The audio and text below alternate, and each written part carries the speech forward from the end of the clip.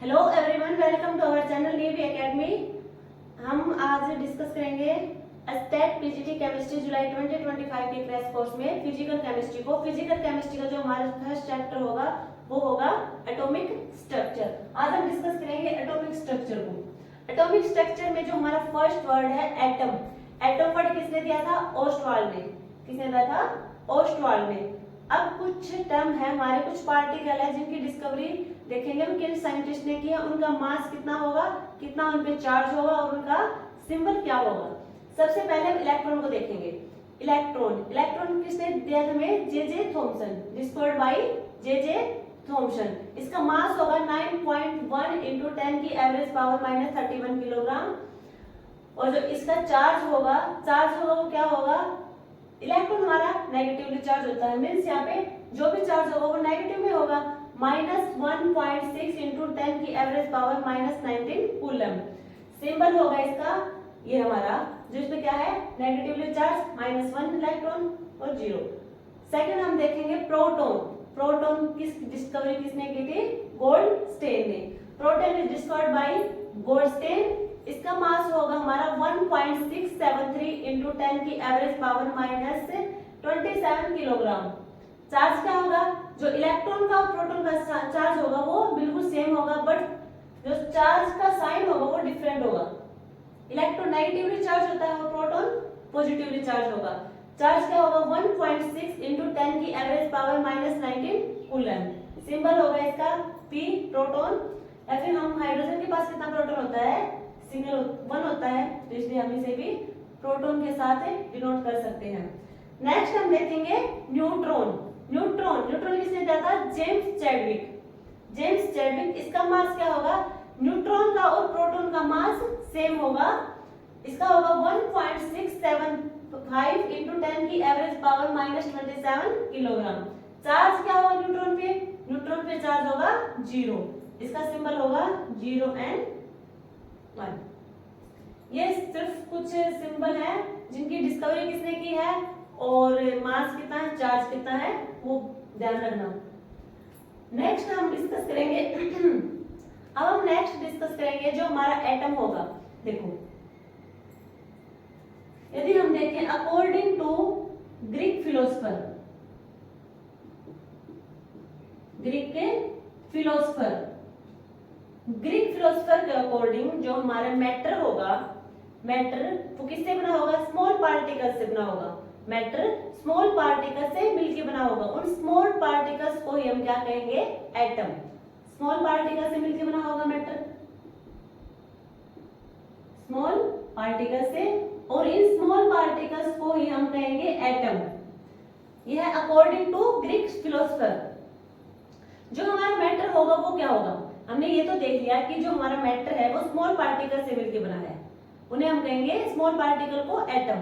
But matter है क्या? Matter वो है जिसके पास अपना खुद का मास हो और कोई स्पेस ऑक्यूपाई करता हो। खुद का मास हो और कोई स्पेस ऑक्यूपाई करता हो, उसे हम कहेंगे मैटर। ये तो हमने देखा अकॉर्डिंग टू ग्रीक फिलोसफर। अब हम देखेंगे Dalton atomic theory. Dalton atomic theory. Dalton atomic theory के अकॉर्डिंग क्या होगा? एटम हमारा इसको अकॉर्डिंग है जो हमारा एटम है ये 2 वर्ड से मिलकर बना है, ए और टॉम। ए मीन्स नॉन या फिर नोट, टॉम डिविजिबल मीन्स जिसका डिविजिबल ना हो। अब ये और इससे ज्यादा ना टूट सके। एटम सबसे स्मॉलेस्ट पार्टिकल, अब इसका डिविजिबल नहीं होगा फर्दर से, तो इसे हम कहेंगे एटम। ये किसने कहा था? ये कहा था डाल्टन एटॉमिक थ्योरी में। अब जो हमारा एटम होगा डाल्टन थ्योरी के अकॉर्डिंग क्या होगा? जो हमारे पार्टिकल होंगे वो स्मॉल, जो हमारे एलिमेंट्स होंगे वो स्मॉल पार्टिकल से मिलकर बने हैं और उन स्मॉल पार्टिकल्स को हमने कहा था एटम। अब देखो, जो हमारे एलिमेंट हैं या फिर जो मैटर है वो हमारे स्मॉल पार्टिकल से मिलकर बना है और इन स्मॉल पार्टिकल्स को हम कहेंगे एटम। अब जो हमारे एलिमेंट होंगे वो सेम टाइप के भी एटम से मिलकर बने हो सकते हैं या फिर वो डिफरेंट एटम से मिलकर बने हो सकते हैं। जो हमारे एलिमेंट होंगे पता है हमें, वो एटम जो हमारे स्मॉल पार्टिकल हैं जिन्हें हम एटम कहेंगे उनसे मिलकर बना है। और वो एटम वो सेम भी हो सकते हैं, मे भी डिफरेंट, तो सेम भी हो सकते हैं और डिफरेंट भी हो सकते हैं। नेक्स्ट पॉइंट क्या था, डाल्टन एटॉमिक थ्योरी ने कहा था कि जो हमारा एटम है ना तो हम उसे डिस्ट्रॉय कर सकते हैं और ना ही तो उसे हम बना सकते हैं, ना तो उसे खत्म कर सकते हैं ना उसे हम बना सकते हैं। जिसने पहले ही कह दिया था कि इसे हम डिवाइड नहीं कर सकते, फिर से मींस इसे हम खत्म भी नहीं कर सकते और उसकी फॉर्मेशन भी नहीं कर सकते। ये इसका नेक्स्ट पॉइंट था। ये तो था हमारा डाल्टन एटॉमिक थ्योरी का अकॉर्डिंग। अब हम देखते हैं radioactive, according to radioactive. Radioactive के अकॉर्डिंग क्या था, जो हमारे एटम होंगे वो फर्दर डिवाइड होंगे, एटम होंगे वो डिवाइड होंगे और वो किसमें टूटेंगे, 3 फंडामेंटल पार्टिकल्स होंगे उनमें टूटेंगे। वो 3 फंडामेंटल पार्टिकल्स कौन से होंगे, वो होंगे इलेक्ट्रॉन, प्रोटॉन और न्यूट्रॉन। जो डाल्टन एटॉमिक थ्योरी है उसने कहा था कि हमारा एटम डिविजिबल नहीं होगा और ना ही उसे हम डिस्ट्रॉय कर सकते हैं, उसकी फॉर्मेशन कर सकते हैं। जो हमारा रेडियो एक्टिव है उसके अकॉर्डिंग हम एटम को डिवाइड कर सकते हैं 3 फंडामेंटल पार्टिकल्स में, और वो 3 फंडामेंटल पार्टिकल होंगे हमारे इलेक्ट्रॉन, प्रोटॉन और न्यूट्रॉन। अब हम इनके बारे में डिस्कस करेंगे कि इलेक्ट्रॉन क्या है, प्रोटॉन क्या है और न्यूट्रॉन क्या है। तो हमने देखा कि अकॉर्डिंग टू ग्रीक फिलोसफर जो हमारे मैटर थे वो स्मॉल पार्टिकल से बने हुए थे। स्मॉल पार्टिकल क्या थे, हमारे एटम थे। और जो मैटर है वो क्या होगा, जिसके पास अपना खुद का मास हो और कोई स्पेस ऑक्यूपाई करता हो, उसे हम मैटर कहेंगे। डाल्टन एटॉमिक थ्योरी के अकॉर्डिंग एटम होगा वो डिविजिबल नहीं होगा, और जो इसमें एलिमेंट होंगे वो स्मॉल पार्टिकल मींस एटम से मिलकर बने होंगे। वो एटम में भी डिफरेंट और में भी सेम। और जो हमारा रेडियो एक्टिव है उसके अकॉर्डिंग एटम डिविजिबल होगा और वो 3 फंडामेंटल पार्टिकल में डिवाइड होगा, जो हमारे होंगे इलेक्ट्रॉन, प्रोटॉन और न्यूट्रॉन। अब हम सबसे पहले डिस्कस करेंगे डिस्कवरी ऑफ इलेक्ट्रॉन।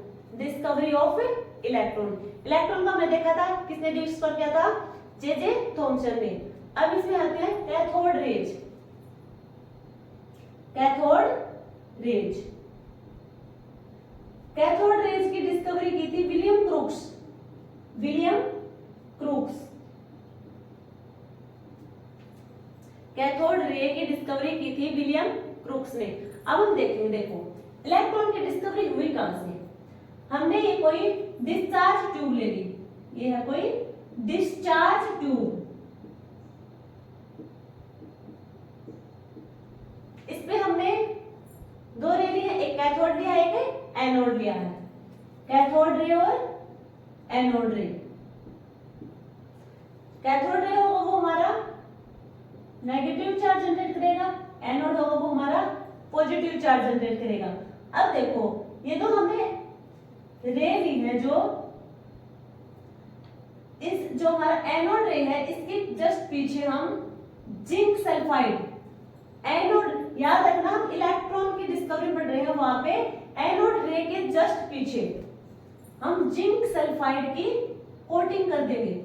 किसकी, जिंक सल्फाइड की कोटिंग कर देंगे। इसका क्या होगा, जिंक सल्फाइड से होगा यदि इधर से कोई पार्टिकल आ रहा है, कैथोड रे की साइड से कोई पार्टिकल आ रहा और इससे जिंक सल्फाइड की जो कोटिंग है वहां टकराएगा जाके, मींस वहां पे ग्लो होगा। यहां से कोई पार्टिकल आएंगे और वो जिंक सल्फाइड से टकराएंगे तो वहां पे ग्लो होगा। अब देखो यहां से आएंगे कोई इलेक्ट्रॉन, नेगेटिव चार्ज, क्या होगा, इधर पॉजिटिव चार्ज है, इधर जाएंगे, अब वो यहां पे टकराएंगे जिंक सल्फाइड की कोटिंग पे। जिंक सल्फाइड की कोटिंग पे टकराएंगे मींस यहाँ पे ग्लो क्रिएट होगा, यहाँ पे ग्लो जनरेट होगा।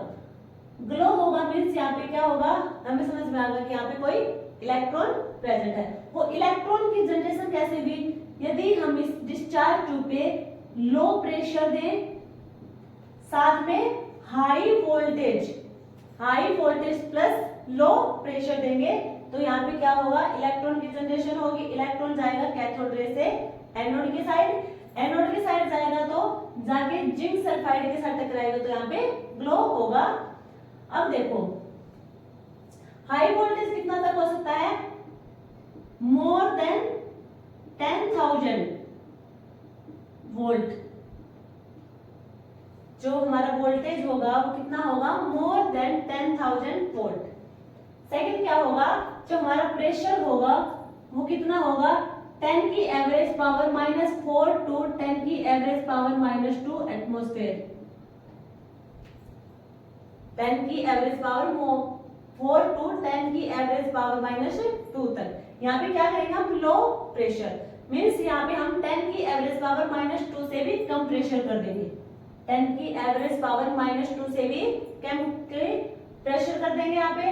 अब देखो, यदि हम पार्टिकल जा रहे हैं, हमारे इलेक्ट्रॉन की मूवमेंट हो रही है। अब देखो यहाँ पे हमने बीच में कोई ऑब्जेक्ट रख दी, ये क्या है, ऑब्जेक्ट। पार्टिकल की मूवमेंट हो रही है, यहाँ पे हमने क्या रखा, बीच में ऑब्जेक्ट रखा, तो क्या होगा, ऑब्जेक्ट की शैडो बढ़ेगी पीछे, ऑब्जेक्ट की पीछे शैडो बनेगी, ठीक है। या बीच में अगर यदि हम बीच में यहाँ पे दोनों रेज के बीच में हमने कोई ऑब्जेक्ट रख दी, मींस यहाँ से पार्टिकल की मूवमेंट होगी, देन शैडो पड़ेगी किसकी, इस ऑब्जेक्ट की। अब देखो, यदि हम यहाँ पे कोई थिन फॉइल रख दे, थिन फॉइल रख दे, क्या है ये, थिन फॉइल। अब क्या होगा, थिन फॉइल से ये जो पार्टिकल होंगे ये पेनिट्रेट करके चले जाएंगे, थिन फॉइल से पेनिट्रेट करके यहाँ से चले जाएंगे। यदि यहीं पर हम इसकी जगह पर कोई व्हील रख दे, पहिया, तो क्या करेगा, अभी पार्टिकल यहाँ से जाएंगे, व्हील क्या करेगा, रोटेट करेगा, मीन्स वहां पे रोटेशनल एनर्जी क्रिएट होगी। अभी यहाँ से जाएंगे तो ये क्या करेगा, रोटेट, रोटेशन स्टार्ट होगा, रोटेशन स्टार्ट होगा मींस रोटेशनल एनर्जी क्रिएट होगी, यहाँ पे रोटेशनल एनर्जी क्रिएट होगी। और जो रोटेशनल एनर्जी होगी यहाँ पे उसको हम काइनेटिक एनर्जी कहेंगे। इसके बराबर होगी ये, रोटेशनल एनर्जी बराबर होगी is equal to kinetic energy, और जो काइनेटिक एनर्जी है वो is equal to half mv²। जो हमारी काइनेटिक एनर्जी होगी वो किसके बराबर होगी, वो होगी हाफ mv²। तो वहीं से हमने देख लिया, यदि वहां से कोई पार्टिकल जाएगा तो क्या करेगा, वही रोटेट करेगा, रोटेट करेगा तो उससे रोटेशनल एनर्जी जनरेट होगी, वो किसके बराबर होगी, काइनेटिक एनर्जी के। और काइनेटिक एनर्जी का हमें पता है वो होती है हाफ mv² के इक्वल। यदि इसकी जगह हम कोई मेटल रख दें, यहाँ पे हमने रख दी कोई मेटल, क्या हो रहा है, यहाँ से पार्टिकल जा रहे हैं, आगे मेटल रखी है। अब मेटल रखी है तो क्या होगा, यहाँ पे हीटिंग इफेक्ट शो करेगा, क्या करेगा, heating effect, heating effect show करेगा। हीटिंग इफेक्ट शो कब करेगा, जब हमारा काइनेटिक एनर्जी कन्वर्ट कर देगा थर्मल एनर्जी में। हीटिंग इफेक्ट शो करेगा, काइनेटिक एनर्जी कन्वर्ट हो जाएगी थर्मल एनर्जी में, थर्मल एनर्जी में। तो ये हमने देखे, यहाँ पे देखो, यदि पार्टिकल की मूवमेंट हो रही है कैथोड रे से एनोड रे की साइड, कैथोड रेज से एनोड रेज की साइड जाएगा तो क्या होगा, यदि हम यहाँ पे कोई थिन फॉइल रख देंगे तो थिन फॉइल से वो डायरेक्टली पेनिट्रेट करके आगे चले जाएगा। यदि हम वहां पे कोई मेटल रख देंगे, मेटल रख देंगे तो क्या होगा वहां पे, अब जो हीटिंग इफेक्ट शो करेगा मींस काइनेटिक एनर्जी को कन्वर्ट कर देगा थर्मल एनर्जी में। यदि हम यहाँ पे इसके बीच में कोई ऑब्जेक्ट रख देंगे, दोनों रेज के बीच में ऑब्जेक्ट रख देंगे तो उसकी शैडो इधर से पार्टिकल आएंगे, इसकी शैडो पीछे की साइड जाएगी। यहाँ पे कोई पेड़ लगा देंगे, पहिया लगा देंगे तो क्या होगा, उनका रोटेशन होगा, पार्टिकल उसके अंदर से जाएंगे तो अगर उनका रोटेशन होगा मींस रोटेशनल एनर्जी जनरेट होगी। रोटेशनल एनर्जी किसके बराबर होगी, काइनेटिक एनर्जी के। और जो काइनेटिक एनर्जी होती है वो किसके बराबर होती है, हाफ mv² के। इतना देख लिया हमने। जो हाई वोल्टेज है इसका, यहाँ पे जो हम हाई वोल्टेज डाले थे उससे क्या हो रहा था, हाई वोल्टेज और लो प्रेशर से यहाँ पे करंट जनरेट हो रहा था। करंट जनरेट हो रहा था मींस यहाँ पे इलेक्ट्रॉन की मूवमेंट होगी, इलेक्ट्रॉन की मूवमेंट होगी मींस यहाँ पे सर्किट की फॉर्मेशन होगी। जो वोल्टेज होगा वो होगा मोर देन 10,000 वोल्ट, और जो प्रेशर होगा वो होगा 10 की एवरेज पावर -4 टू 10 की एवरेज पावर -2। इतना समझ आया। अब हमने मास देख लिया था। मास कितना है इलेक्ट्रॉन का? मास है 9.1 इंटू 10 की एवरेज पावर -31 किलोग्राम। चार्ज होगा -1.6 इंटू 10 की एवरेज पावर -19 कूलम। हमने मास देख लिया और उसका चार्ज देख लिया इलेक्ट्रॉन का। अब देखो 1 मोल इलेक्ट्रॉन में हमें पता है जो हमारा इलेक्ट्रॉन नंबर होगा उसकी वैल्यू होगी 6 इंटू 10 की एवरेज पावर 23। अब हमारा 1 मोल इलेक्ट्रॉन में मास ऑफ इलेक्ट्रॉन कितना होगा? इलेक्ट्रॉन का मास कितना होगा? 1 मोल इलेक्ट्रॉन का मास 1 मोल इलेक्ट्रॉन का मास होगा, इसका मास हमारा 9.1 इंटू 10 की एवरेज पावर -31। ये तो है किलोग्राम में, अगर यदि हम ग्राम में कन्वर्ट करेंगे तो हो जाएगा -28 ग्राम मल्टीप्लाई 6 इंटू 10 की एवरेज पावर 23। 6 इंटू 10 की एवरेज पावर 23, इसकी वैल्यू हो जाएगी 54 इंटू 10 की एवरेज पावर 8 ग्राम।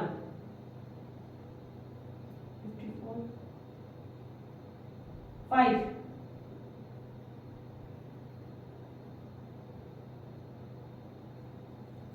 हो जाएगी 5।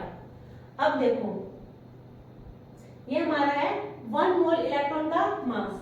अब हम चार्ज देखेंगे 1 मोल इलेक्ट्रॉन का, वो हो जाएगा -1.6 इंटू 10 की average power -19 coulomb into 6 into 10 की एवरेज पावर 23। इसका चार्ज हो जाएगा 96,500 कूलम। चार्ज होगा 96,500 कूलम। तो 1 मोल इलेक्ट्रॉन का मास और चार्ज हम कैसे निकालेंगे? ये जो हमारा इलेक्ट्रॉन का मास और चार्ज होगा उसकी मल्टीप्लाई कर देंगे हम अवोगाड्रो नंबर से, उससे हमें मिल जाएगा 1 मोल इलेक्ट्रॉन का मास और चार्ज।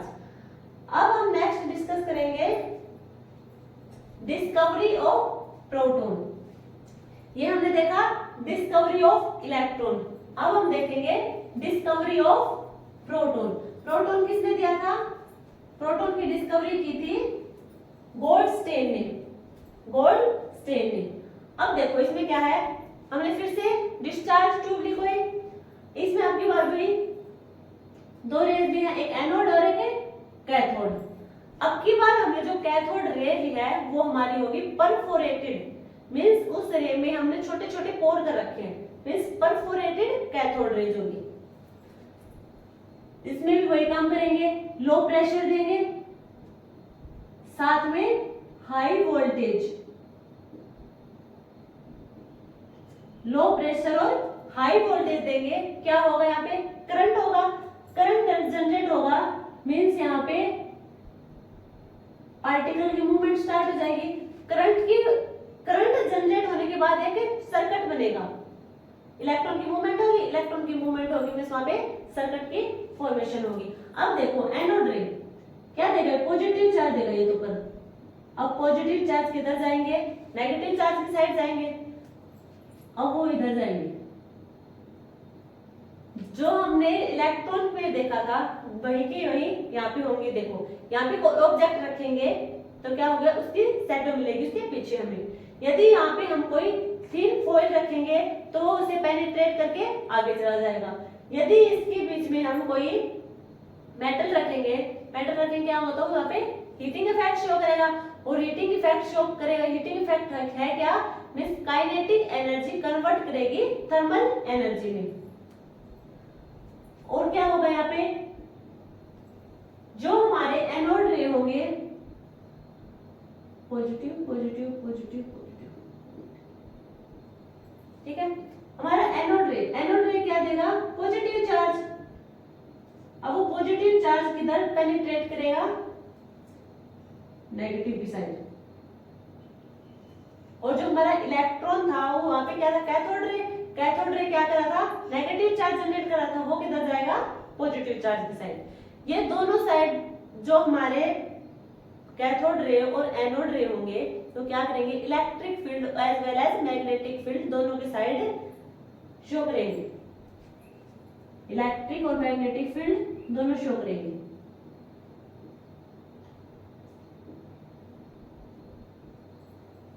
इसमें भी क्या होगा, इसमें देखो इसका मास हमने देखा था 1.673 इंटू 10 की एवरेज पावर -27 किलोग्राम, ठीक है।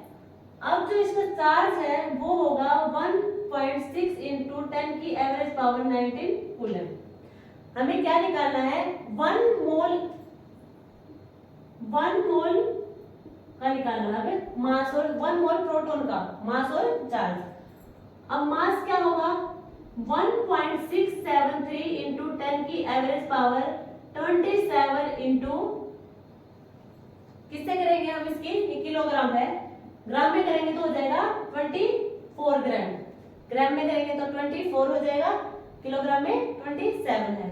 इसकी मल्टीप्लाई करेंगे हम एवोगाड्रो नंबर से, जो होगा 6 इंटू 10 की एवरेज पावर 23, इसकी वैल्यू होगी 1.667 ग्राम,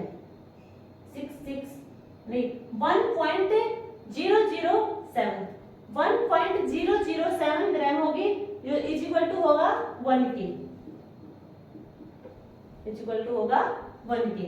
1 मोल प्रोटॉन का चार्ज देखेंगे वो होगा 1.6 इंटू 10 की average power 19 coulomb into 6 into 10 की एवरेज पावर 23, जो होगा 96,500 कूलम, 96,500 कूलम।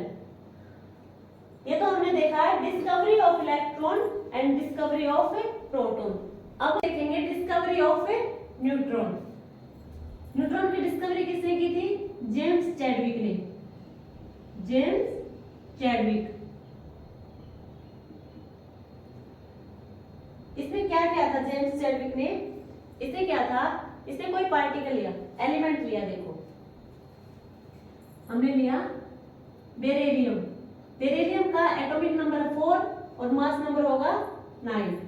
यदि हम इसकी रिएक्शन करवाएंगे, chemical reaction in the presence of alpha particle, alpha particle क्या करेगा, बम्बार्डमेंट करेगा, बम्बार्डमेंट। अब जो हमारे अल्फा पार्टिकल है वो क्या होंगे, अल्फा पार्टिकल होगा हमारा हीलियम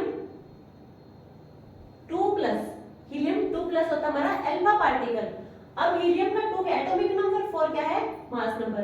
यदि हम अल्फा पार्टिकल की रिएक्शन करवाएंगे हम बेरिलियम के साथ, हमें मिलेगा कार्बन, कार्बन का एटॉमिक नंबर होगा 6 और मास नंबर होगा 12, तो एटॉमिक नंबर 6 4 2 6, मास नंबर 9 और 4 13, यहाँ पे मिला में 12, साथ में निकल जाएगा 0 and 1। ये हमारा क्या होगा, न्यूट्रॉन, क्या होगा, न्यूट्रॉन। और यहीं से न्यूट्रॉन की डिस्कवरी हुई थी। इसका मास था 1.675 इंटू 10 की एवरेज पावर -27 किलोग्राम। ग्राम में लिखेंगे इसे हम 1.675 इंटू 10 की एवरेज पावर -24 ग्राम। चार्ज इसका होगा 0, चार्ज होगा 0। अब 1 मोल पे हम निकालेंगे मास, क्या होगा 1.675 इंटू 10 की एवरेज पावर -24 ग्राम की मल्टीप्लाई करेंगे हम एवोगाड्रो नंबर से, मींस 6 इंटू 10 की एवरेज पावर 23 से, हमें मिलेगा 1.008 ग्राम, 1.008 ग्राम, जो किसके बराबर होगा, 1 ग्राम की, 1 ग्राम की। यदि हम चार्ज देखेंगे, चार्ज क्या होगा 0, 0 की किसी से मल्टीप्लाई कर लो, यदि हम 0 की एवोगाड्रो नंबर से मल्टीप्लाई करेंगे तो हमें मिलेगा 0, तो 1 मोल का चार्ज भी 0 होगा और सिंपली भी 0 होगा। अब हम डिस्कस करेंगे एटॉमिक मॉडल। सबसे पहला एटॉमिक मॉडल किसने दिया था, सबसे पहला एटॉमिक मॉडल दिया था जे थॉमसन ने, जे थॉमसन।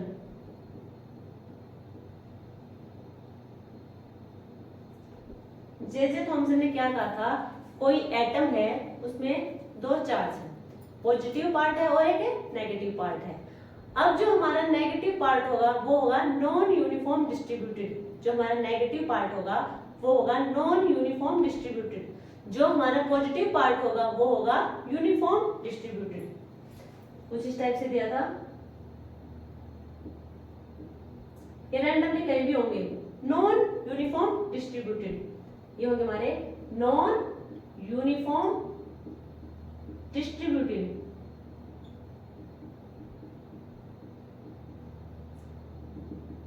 जो हमारा पॉजिटिव पार्ट होगा वो होगा यूनिफॉर्मली डिस्ट्रीब्यूटेड, यूनिफॉर्मली डिस्ट्रीब्यूटेड। क्या होगा इसका मतलब? इसका मतलब ये है जो हमारा नेगेटिव चार्ज है वो स्टेबल नहीं है एक जगह पे, वो कहीं भी हो सकता है रैंडमली। वो एक ये नहीं कह सकते कि हमारा नेगेटिव चार्ज इस पोजीशन पे फिक्स है, वो कहीं भी हो सकता है। वो है नॉन यूनिफॉर्मली डिस्ट्रीब्यूटेड। ये नहीं है कि डिस्टेंस बना दी, ये यहाँ पे इतने डिस्टेंस छोड़ के नेक्स्ट वाला यहाँ पे होगा, बट जो हमारा पॉजिटिव पार्ट होगा वो होगा यूनिफॉर्मली डिस्ट्रीब्यूटेड। ये इसने किसका एग्जांपल दिया था साथ में? जो हमारा वाटरमेलन होता है, वाटरमेलन में जो उसके बीच के बीज हैं वो हमारा होगा नेगेटिव चार्ज। जो बीज होंगे वो होगा हमारा नेगेटिव पार्ट, और जो उसका बीच का जो खाली पोर्शन होगा वो हमारा क्या था? Positive part. ये जे थॉमसन ने वाटरमेलन का एग्जांपल दिया था, उससे रिलेट करके बताया जो वाटरमेलन के बीज हैं वो हमारे होंगे नेगेटिवली चार्ज, और जो हमारा बाकी का रिमेनिंग पोर्शन होगा वो होगा हमारा पॉजिटिवली चार्ज। अब देखो, अब इसे हम क्या कहेंगे? Also known as static model. Static model जो हमारा रदरफोर्ड ने दिया था वो क्या था? हमारा स्टैटिक मॉडल। वाटरमेलन से रिलेट करके बताया था, बट ये ज्यादा काम का नहीं था, उतना उसने कुछ ज्यादा इसके बारे में एक्सप्लेन कर पाया। इतना इसने सिर्फ दो पार्ट बताए थे, पॉजिटिव और नेगेटिव पार्ट है। जो हमारा पॉजिटिव होगा वो यूनिफॉर्मली होगा, जो नेगेटिव पार्ट होगा वो नॉन यूनिफॉर्मली डिस्ट्रीब्यूटेड होगा। और इसने रिलेट किया था किसके साथ?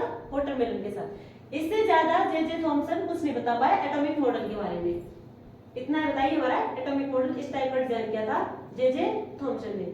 जो हमारा नेक्स्ट साइंटिस्ट था वो कौन था? हमारा रदरफोर्ड। रदरफोर्ड ने क्या कहा था? रदरफोर्ड ने दिया था अल्फा स्कैटरिंग एक्सपेरिमेंट किया था, अल्फा स्कैटरिंग मॉडल। इसने अल्फा स्कैटरिंग एक्सपेरिमेंट किया था। क्या किया था? ये हमारा कोई अल्फा पार्टिकल है,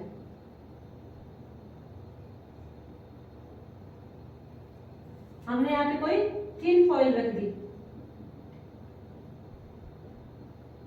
यहाँ पे हमारा जिंक सल्फाइड,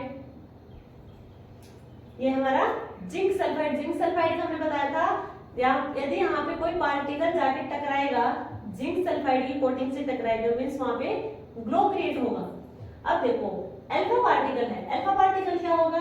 हैवी पार्टिकल है, कोई हैवी पार्टिकल, और ये होता है पॉजिटिव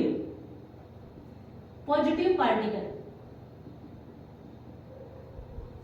पॉजिटिव पार्टिकल इसकी मूवमेंट होगी तो थिन फॉइल से हमें पता है कि पार्टिकल होगा वो थिन फॉइल से पेनिट्रेट करके चला जाएगा, थिन फॉइल से पेनिट्रेट करके चला जाएगा, चला गया। अब देखो कुछ पार्टिकल ऐसे होंगे जो पेनिट्रेट करके सीधा चला जाएंगे स्ट्रेट लाइन में, कुछ ऐसे होंगे जो हल्का सा डिफ्लेक्ट करेंगे, कुछ पार्टिकल ऐसे होंगे जो बिल्कुल स्ट्रेट चले जाएंगे पेनिट्रेट करके, कुछ ऐसे होंगे थिन फॉइल से पेनिट्रेट तो कर जाएंगे बट वो क्या करेंगे? हल्का सा डेविएट कर जाएंगे जो हमारे एंगल बनाएंगे थीटा। कुछ पार्टिकल ऐसे होंगे जो बिल्कुल वापस आ जाएंगे टकरा के, वापस आ जाएंगे टकरा के। अब ऐसा क्यों? ये तो हमने देखा कुछ उसने ऐसे ऑब्जर्व किए कि कुछ तो डायरेक्टली पेनिट्रेट कर जाएंगे, कुछ हल्का सा डेविएट कर जाएंगे, कुछ बिल्कुल ही वापस से चले जाएंगे। अब देखो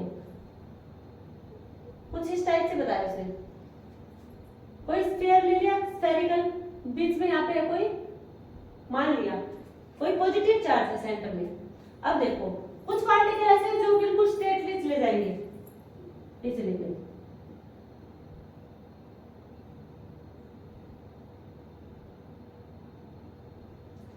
यदि पार्टिकल स्ट्रेट निकल जाते हैं आगे मींस अल्फा पार्टिकल के हमारे पॉजिटिव चार्ज, यदि वो सीधे स्ट्रेट जा रहे हैं मींस वहां पे रास्ते में कोई भी पॉजिटिव चार्ज का कोई भी अलग पार्टिकल या फिर कोई भी चार्ज उन्हें बीच में नहीं मिला, अल्फा पार्टिकल हमारे पॉजिटिव चार्ज होंगे। यदि उन्हें रास्ते में कोई पॉजिटिवली चार्ज या फिर पॉजिटिव चार्ज मिलता तो क्या होता, वो डाइवर्ट करते, पॉजिटिव पॉजिटिव रिपल्शन होता। तो मींस यहाँ पे स्ट्रेट गए हैं, यहाँ पे कोई रिपल्शन नहीं दिख रहा हमें या फिर कोई डाइवर्शन नहीं दिख रहा, मींस यहाँ पे कोई पॉजिटिव चार्ज है नहीं, मींस होलो स्पेस है, यहाँ पे होलो स्पेस है। अब देखो कुछ पार्टिकल ऐसे होंगे जो हल्का सा डेविएट कर जाएंगे, इस टाइप से डेविएट करके एक एंगल दे रहे में थीटा एंगल, हल्का सा डेविएट करके मींस इनके आसपास थोड़ी सी दूरी पर कोई पॉजिटिव चार्ज तो है, मींस जो हमारा अल्फा पार्टिकल डेविएट करके गया है मींस रास्ते में जो हमारे रास्ते में यहाँ पे आया था अल्फा पार्टिकल उस वहां पे कहीं ना कहीं थोड़ी ही दूरी पर स्मॉल डिस्टेंस पर कोई पॉजिटिव चार्ज तो वहां था, तभी तो हल्का सा डाइवर्शन हुआ, हल्का सा वहां पे रिपल्शन हुआ वहां से डाइवर्ट करके निकल गया।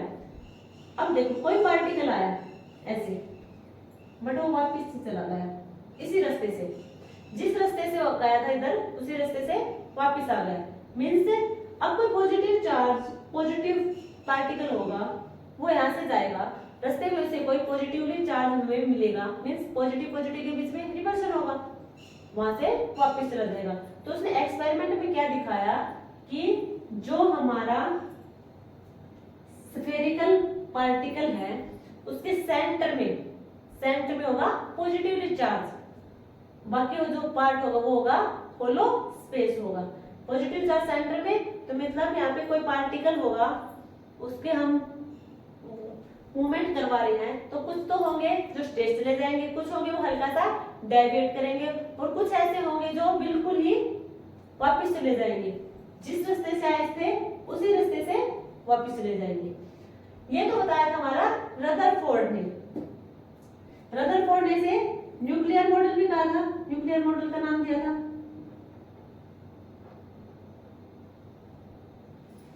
न्यूक्लियर मॉडल का नाम दिया था रदरफोर्ड ने। अब क्या हुआ था, रदरफोर्ड की कुछ लिमिटेशन भी थी। लिमिटेशन क्या थी इसकी, एक तो ये है ना जो हमारे एटम की स्टेबिलिटी थी वो नहीं बता पाया था, जो हमारे एटम की स्टेबिलिटी थी उसको डिस्कस नहीं कर पाया था कि इस एटम स्टेबल क्यों है, बस इसने इतना बता दिया कि कोई पॉजिटिव चार्ज तो है बट ये स्टेबल कैसे है ये वो एक्सप्लेन नहीं कर पाया था। ये एटम का स्पेक्ट्रम भी डिस्कस नहीं कर पाया था, जो हमारा एटम का स्पेक्ट्रम क्या होगा वो भी डिस्कस नहीं कर पाया था। रदरफोर्ड ने क्या क्या देखो, जो हमारा न्यूक्लियर मॉडल दिया था इसमें क्या था, इसने कहा था सेंटर में हमारा क्या है, न्यूक्लियस है, न्यूक्लियस के बाहर इलेक्ट्रॉन सर्कुलर फॉर्म में रिवॉल्व कर रहा है, क्या कर रहा है, सर्कुलर फॉर्म में चक्कर काट रहा है हमारे न्यूक्लियस के बाहर।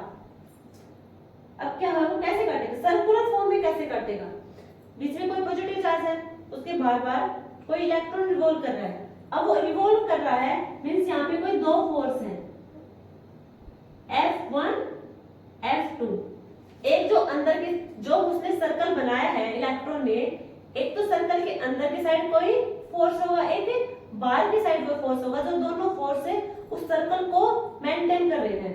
अब जो हमारा F1 होगा, जो हमारा F1 होगा वो होगा सेंट्रीपिटल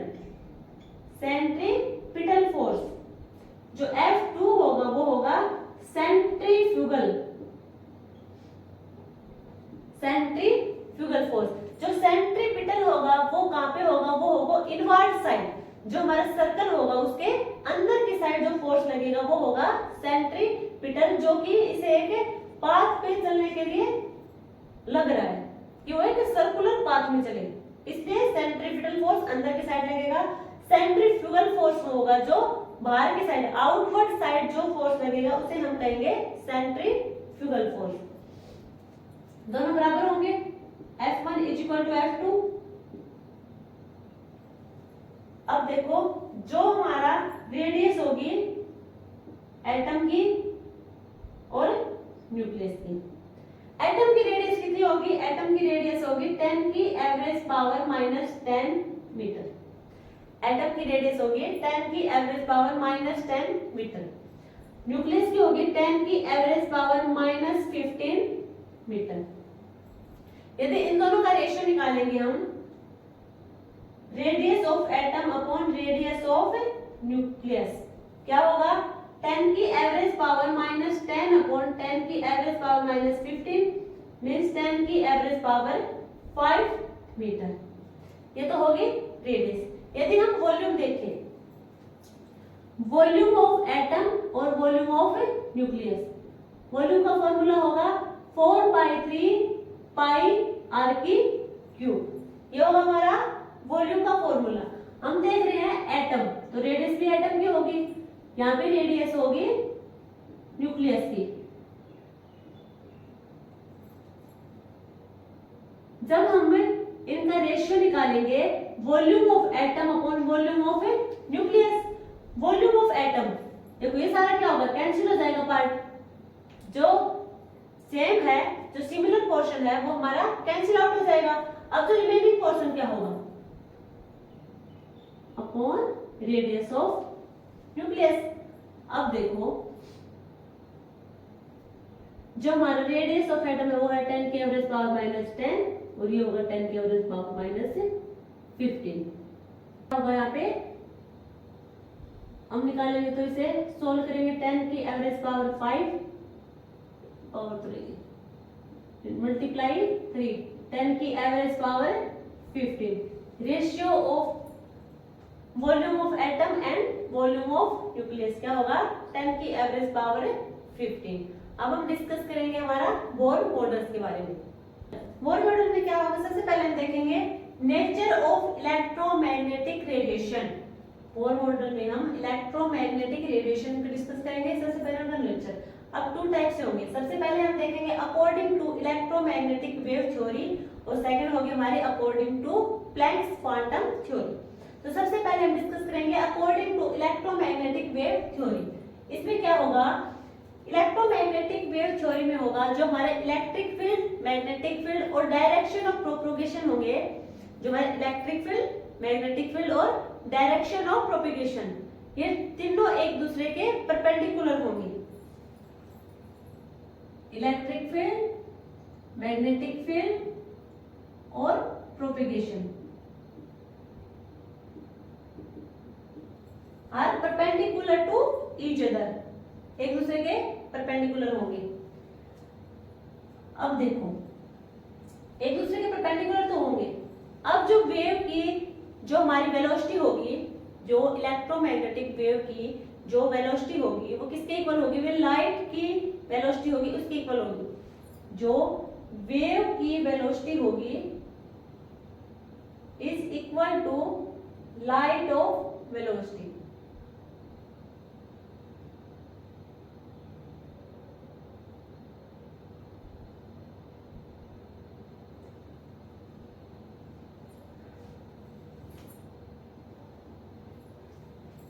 अब हम डिस्कस करेंगे सबसे पहले बोर मॉडल। बोर मॉडल में क्या देखेंगे हम, इलेक्ट्रोमैग्नेटिक रेडिएशन, इलेक्ट्रोमैग्नेटिक रेडिएशन के बारे में, उनके नेचर के बारे में डिस्कस करेंगे। 2 टाइप से होंगे, या तो हम करेंगे according to electromagnetic wave theory या फिर हम प्लैंक्स क्वांटम थ्योरी। तो सबसे पहले हम डिस्कस करेंगे electromagnetic wave. Electromagnetic wave theory में क्या होगा, जो हमारा इलेक्ट्रिक फील्ड, मैग्नेटिक फील्ड होगा और डायरेक्शन ऑफ प्रोपगेशन, ये तीनों एक दूसरे के परपेंडिकुलर होंगे। जो इलेक्ट्रिक फील्ड होगा वो मैग्नेटिक फील्ड के परपेंडिकुलर होगा और ये दोनों प्रोपगेशन के भी परपेंडिकुलर होंगे। अब जो हमारे वेव की जो वेलोसिटी होगी, velocity of wave is equal to velocity of light in vacuum. जो हमारी वेलोसिटी ऑफ वेव होगी, velocity of wave is equal to velocity of light in vacuum. Light की वेलोसिटी कितनी होगी? 3 इंटू 10 की एवरेज पावर 8 सेंटीमीटर। 3 इंटू 10 की average power 8 centimetre जो हमारी लाइट की वेलोसिटी होगी उसी के इक्वल होगी हमारी वेव की वेलोसिटी। इनके लिए हमें किसी मीडियम की जो प्रोपगेशन है वो डायरेक्शन शो करेगा, उसके लिए हमें किसी मीडियम की रिक्वायर नहीं पड़ेगी, बिना मीडियम की ही डायरेक्शन ऑफ प्रोपगेशन बता देंगे। अब इसके कुछ इंपॉर्टेंट टर्म है, इंपॉर्टेंट टर्म है according to electromagnetic wave theory में कुछ इंपॉर्टेंट टर्म है, उनके बारे में डिस्कस करेंगे। ये हमारी क्या है? वेव है। अब देखो जो फर्स्ट टर्म है वो क्या है? वेवलेंथ। वेवलेंथ क्या होगी? ये डिस्टेंस होगी, distance between two nearest crust and trough. Distance between two nearest crust या फिर distance between two nearest trough. देखो ये हमारा क्या है? क्रस्ट, क्रस्ट ये होगा ट्रफ। ट्रफ जो सबसे पास लगते हुए हमारे क्रस्ट होंगे उनके बीच की डिस्टेंस हमारी वेवलेंथ होगी, या फिर ट्रफ ले लो, क्या होगी? वेवलेंथ। वेवलेंथ को हम डिनोट करेंगे लैम्डा से। इसकी वैल्यू क्या होगी? 1 एंगस्ट्रॉम इज इक्वल टू 10 की एवरेज पावर -10 मीटर। 1 एंगस्ट्रॉम बराबर होगा 10 की एवरेज पावर -10 मीटर। ये होगा वेवलेंथ। अब हम देखते हैं फ्रीक्वेंसी। फ्रीक्वेंसी में क्या होगा? Number of wave pass through a point in 1 second. ये 1 सेकेंड के अंदर, मतलब 1 सेकेंड में एक पॉइंट से कितनी वेव, 1 सेकेंड में एक पॉइंट से कितनी नंबर ऑफ वेव पास करेंगे, कितनी नंबर ऑफ वेव गुजरेंगे वहां से।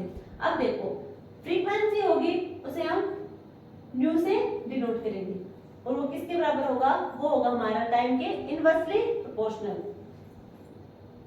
जो होगा सेकंड इनवर्स, सेकंड इनवर्स। अब हम नेक्स्ट देखेंगे टाइम पीरियड। टाइम पीरियड में क्या है? Time taken by a wave to pass through a point. एक सिंगल पॉइंट से वेव को ट्रांसफर होने में कितना टाइम लगेगा?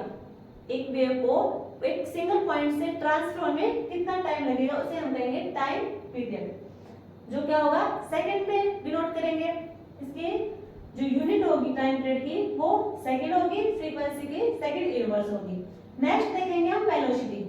वेलोसिटी में क्या होगा? Linear distance travelled by a wave. Linear distance travelled by a wave in 1 second. 1 second में लीनियर डिस्टेंस कितना ट्रेवल करेगा उसे हम कहेंगे वेलोसिटी। वेलोसिटी क्या होगा? अब देखो जो c होगा हमारा होगा लैम्डा अपॉन टी। लैम्डा हमारा वेवलेंथ था, टी हमारा क्या है? टाइम। अब हम जानते हैं 1/t, 1/t न्यू के बराबर होगा, तो इसे हम लिख देंगे लैम्डा और न्यू। ये हमारा क्या हो जाएगा? वेलोसिटी। अब हम देखेंगे वेव नंबर। वेव नंबर क्या होगा? Number of wave present in 1 centimetre length. जो हमारी 1 सेंटीमीटर की लेंथ में कितने नंबर ऑफ वेव प्रेजेंट है। ऊपर तो देखा था हमने नंबर ऑफ वेव पास थे एक पॉइंट से 1 सेकंड में। अब 1 सेंटीमीटर की लेंथ पर कितने नंबर ऑफ वेव प्रेजेंट होंगे उसे कहेंगे हम वेव नंबर। इसे डिनोट करेंगे हम न्यू बार से, जो क्या होगा हमारा लैम्डा के इनवर्सली प्रोपोर्शनल होगा। लैम्डा के इनवर्सली प्रोपोर्शनल होगा। लैम्डा हमारी थी यहाँ पे वेवलेंथ। ये हमने देखा according to electromagnetic wave theory, उसमें हमने कुछ छोटे मोटे टर्म देखे हैं। अब हम नेक्स्ट डिस्कस करेंगे according to Planck's quantum theory. Planck's quantum theory के अकॉर्डिंग क्या होगा इसे देखो, ये है हमारा सबसे पहले अकॉर्डिंग टू मैक्सवेल, ये है अकॉर्डिंग टू मैक्सवेल, और ये हम डिस्कस करेंगे according to Planck. According to Planck Maxwell ने कहा था कि जो हमारे एनर्जी की ट्रांसफर होगी, एनर्जी ट्रांसफर होगी वो होगी कॉन्टिन्यूअस, कॉन्टिन्यूअस एनर्जी ट्रांसफर होगी। जो हमारा प्लैंक है उसने कहा था डिसकॉन्टिन्यूअस, डिसकॉन्टिन्यूअस एनर्जी ट्रांसफर होगी। प्लैंक ने कहा था कि जो हमारी एनर्जी ट्रांसफर होगी वो फोटोन की फॉर्म में, क्वांटम की फॉर्म में ट्रांसफर होगी। Quantum means photon, photon means light, light की फॉर्म में ट्रांसफर होगी। अब देखो जो हमारी एनर्जी होगी वो डायरेक्टली प्रोपोर्शनल हो जाएगी हमारे न्यू, न्यू क्या था हमारा फ्रीक्वेंसी, एनर्जी होगी वो डायरेक्टली प्रोपोर्शनल हो जाएगी हमारी फ्रीक्वेंसी की। Energy is equal to h nu. H हमारी क्या है, कांस्टेंट क्वांटिटी है, कोई Planck constant. E is equal to h c by lambda, h c by lambda. अब जो हमारा न्यू है वो क्या था 1 बाई टी, न्यू क्या है 1 बाई टी था हमारा, सेकंड के इनवर्सली प्रोपोर्शनल। अब देखो यदि ये तो हमने लिया है एनर्जी क्या एच सी बाई लैम्डा, ये क्या है तो यहाँ पे हमारे नंबर ऑफ मोल्स सिंगल 1 है। यदि हम नंबर ऑफ मोल्स n ले लें, n number of moles, then energy होगी हमारी NHc by lambda, NHc by lambda. ये हमने देखी एनर्जी, एनर्जी का फॉर्मूला ये होगा जो न्यूमेरिकल्स में यूज होगा, energy is equal to NHc by lambda.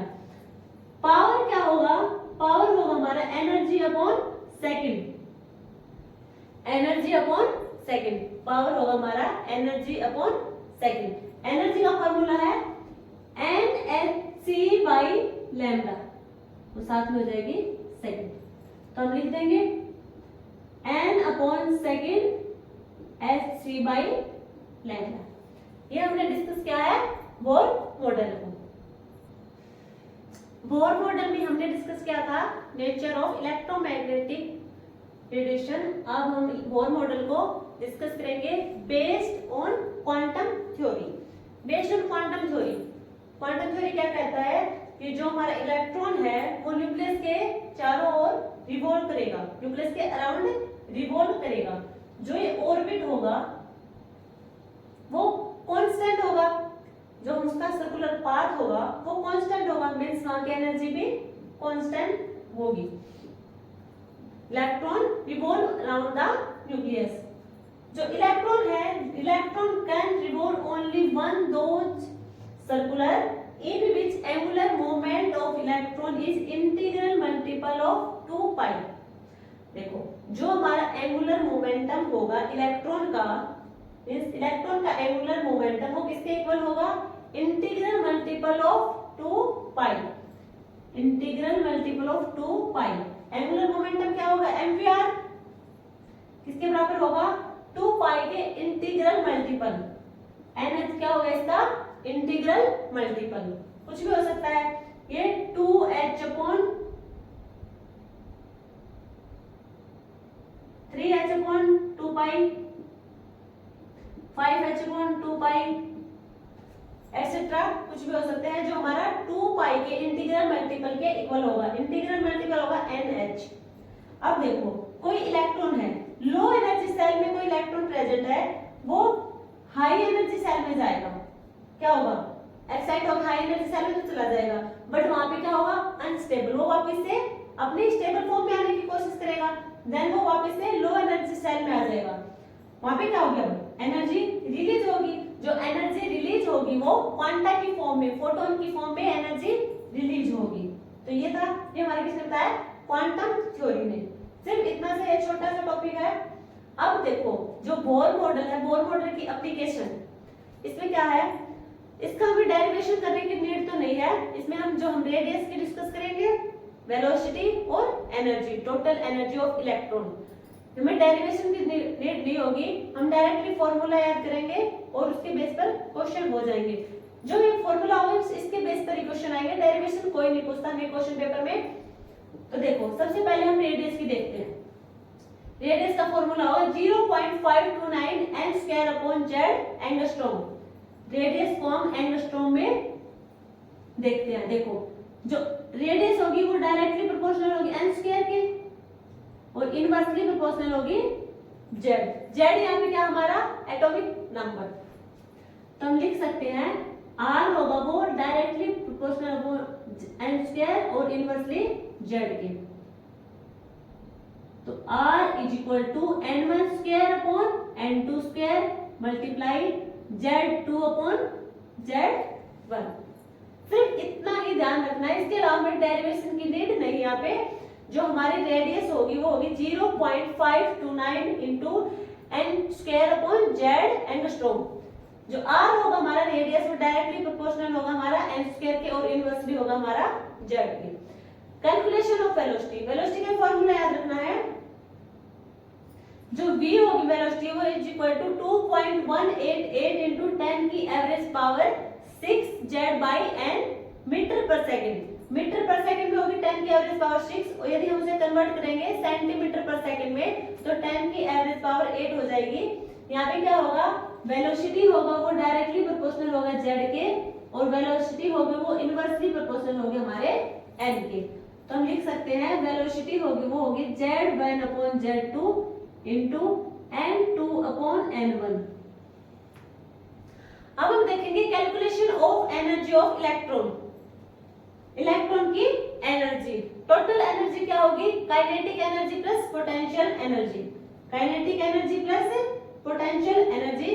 तो देखो टोटल एनर्जी होगी, फॉर्मूला होगा -13.6 into Z square upon n square electron volt पर एटीएम।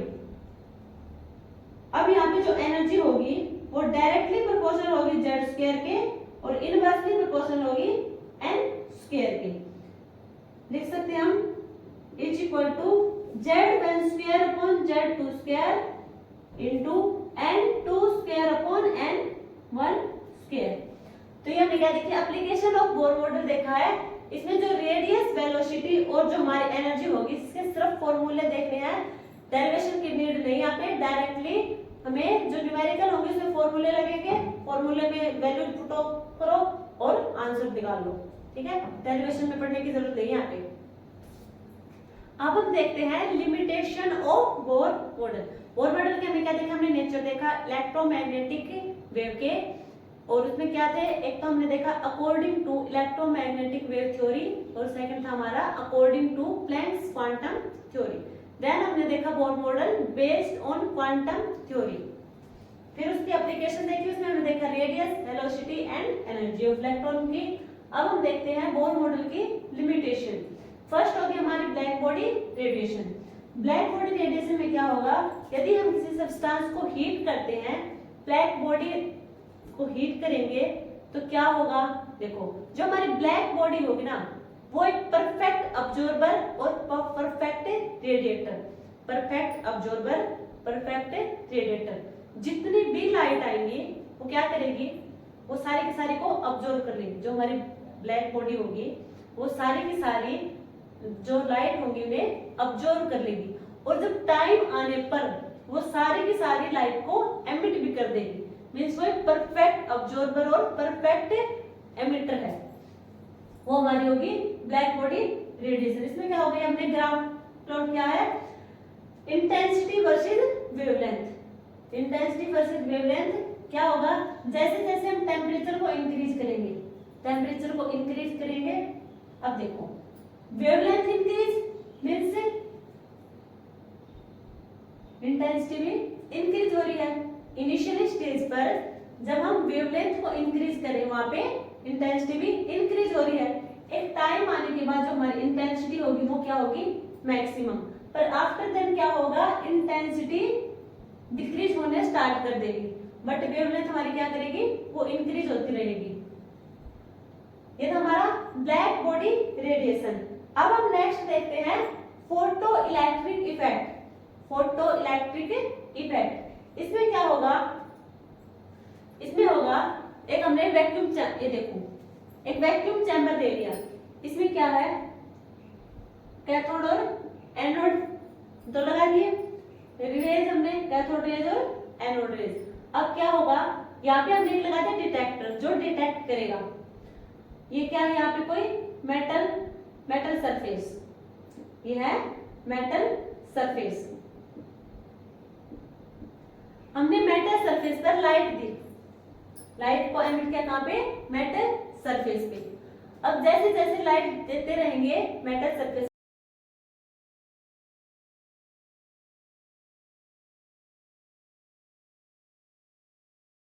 जाएगा, यहाँ से आगे क्या है, डिटेक्टर, वो क्या करेगा, इसे डिटेक्ट करेगा कि हाँ इलेक्ट्रॉन का इजेक्शन हो गया, तो डिटेक्टर इसे डिटेक्ट करेगा। ये क्या हमारा एमीमीटर, ये देखेगा कि इलेक्ट्रॉन का इजेक्शन हो गया। अब देखो मिनिमम अमाउंट पे जब हमने लाइट दी कि जो कम से कम लाइट पर, मिनिमम अमाउंट ऑफ लाइट पर इलेक्ट्रॉन का इजेक्शन होगा, उसे हम कहेंगे threshold energy, H new note. जो हमारी एनर्जी ऑफ फोटोन होगी वो होगी threshold energy plus kinetic energy, और इसमें थ्रेशोल्ड एनर्जी क्या होगी, minimum energy required for electron ejaculation. जो हमारा एनर्जी ऑफ फोटोन होगा H new not plus kinetic energy. हम एनर्जी ऑफ फोटोन को किससे नोट करते हैं, एच न्यू से, तो काइनेटिक एनर्जी हमारी क्या होगी, एच कॉमन ले लेंगे, Planck constant, nu minus nu not. जो हमारा रिमेनिंग पोर्शन है एटॉमिक स्ट्रक्चर का, ये हम डिस्कस करेंगे पार्ट 2 में। पार्ट 1 में इतना ही। सो आज के लिए इतना ही। वीडियो को अच्छे से देखना और इसके PYQ लगाना, एनसीईआरटी बुक फॉलो करना। Thank you. Like share and subscribe करना मत भूलना।